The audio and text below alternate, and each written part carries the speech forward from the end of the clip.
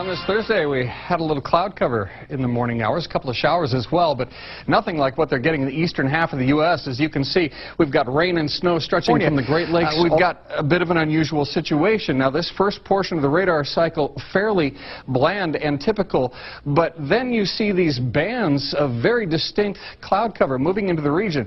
That is not rain, that is not snow, believe it or not. Military aircraft flying through the region is dropping chaff.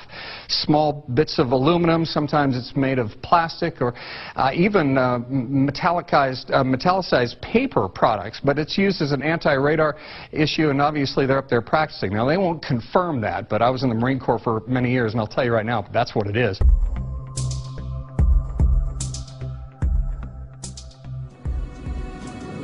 In March 2000, when the U.S. Air Force grounded hundreds of KC-135 jet tankers to fix problems in their tail feathers, chemtrail sightings across the United States dropped from 24 locations to just 2. As the big jets were returned to service over the following week, chemtrail activity climbed right back to previous levels.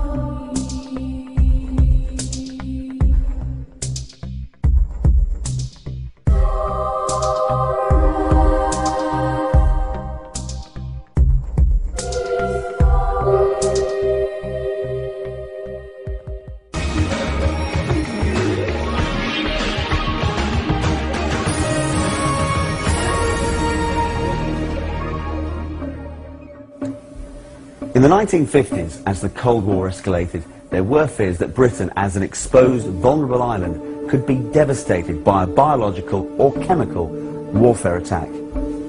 In readiness for possible war, people living in vast areas of Bedfordshire, Norfolk and the East Coast became guinea pigs in covert defence experiments. A chemical concoction comprising cadmium was used to mimic how a biological germ cloud would spread if Soviet Russia released one during an attack on us. Rural Bedfordshire was sprayed from aircraft and, more shockingly, from a converted lorry. The Ministry of Defence have consistently said there was no significant health risk as a result of the experiments.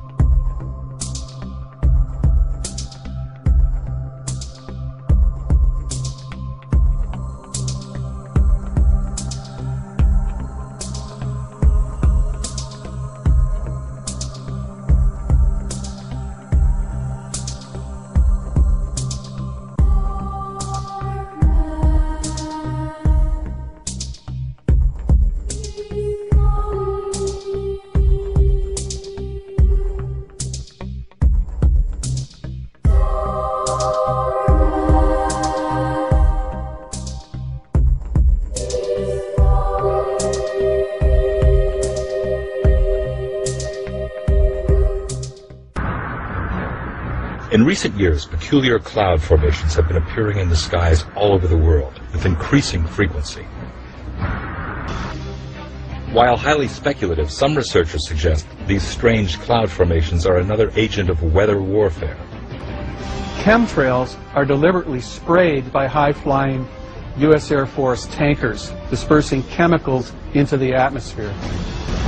Will Thomas has authored a book about chemtrails.